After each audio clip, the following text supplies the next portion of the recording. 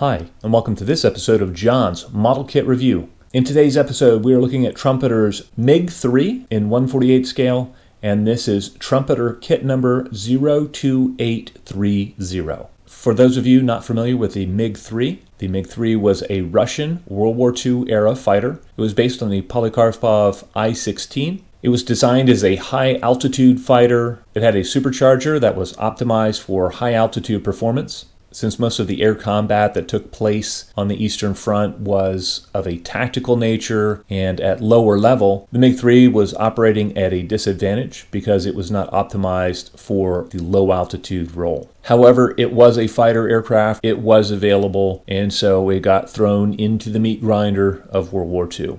In this review, we'll be looking at the built-up kit. We'll also be looking at the kit instructions. We'll take a look at the color and marking guides that come in the kit and the decals that come in the kit. We'll take a look at the interior of the kit and how that builds up. We'll also take a look at the transparencies and the clarity on those. We'll take a look at the surface detailing on the exterior of the kit. And we'll also talk about the detailing on the small parts such as landing gear doors, etc.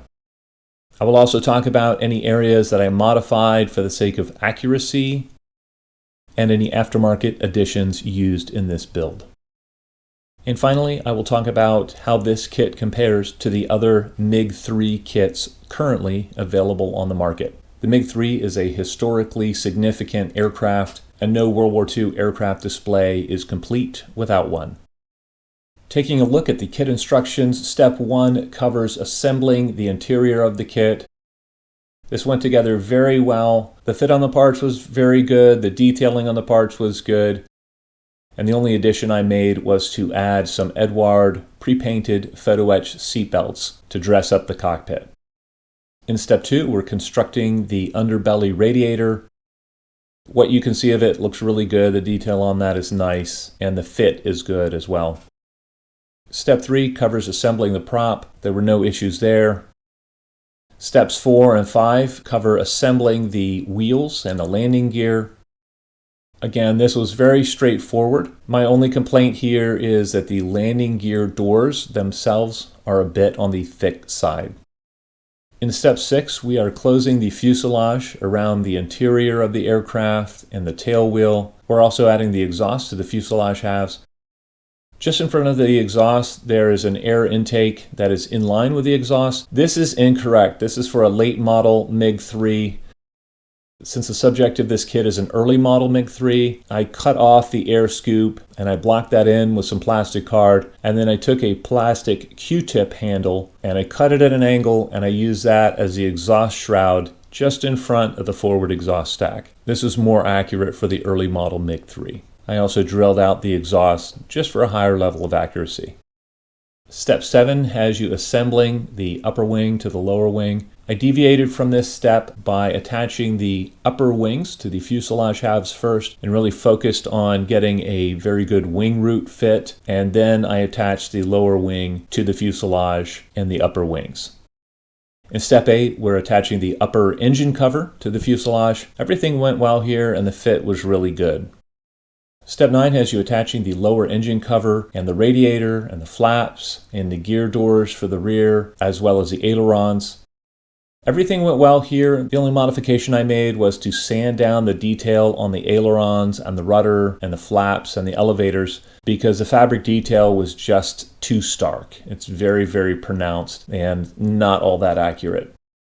In step 10, you're just attaching the main landing gear and the main landing gear doors. This went very well, no issues there. The rockets on this kit are a bit overscale. They're a little bit fat looking and not all that accurate, so I did leave them off. I may add some rockets at a later date. Step 11 is the final step in construction, and we're just gluing on the final bits, including the cockpit canopy, the elevators, various antennas, and the prop. Again, fit on these things was excellent. I really didn't have any issues. The canopy fit great. You can see that in this picture. Moving on to the color and marking guide, there are 3 marking options for this kit. The first marking option is for an overall green aircraft with the Russian underside blue and a black nose. I thought this one was really cool, and the photos that I found of this actual aircraft show that the metal panels on the plane were a different color than the wooden panels. So if you look at the kit, I've painted it as such, and the wooden panels on the kit are painted a little bit darker green than the metal panels. There are two other marking options in the kit, one for a green over blue aircraft and the other in winter camouflage that is white over blue. The decals in this kit went down very nicely. I had no issues with them. Once I had painted the kit, I weathered the kit with pastels. In conclusion, man, I really had a lot of fun building this kit. This kit is not parts heavy. It's a simple, straightforward build. There are no surprises in construction. Everything went together precisely. The fit was excellent throughout. And I really like modeling these lesser known subjects of World War II. The surface detailing on the kit is very nice. As I said earlier, I would recommend sanding down the fabric detail on the ailerons, the elevators, and the rudder, just to give a more accurate scaled appearance. The only accuracy issue I saw was the air intake in front of the exhausts, and that is easily rectified. The only other complaint I have is the landing gear doors being a little on the thick side.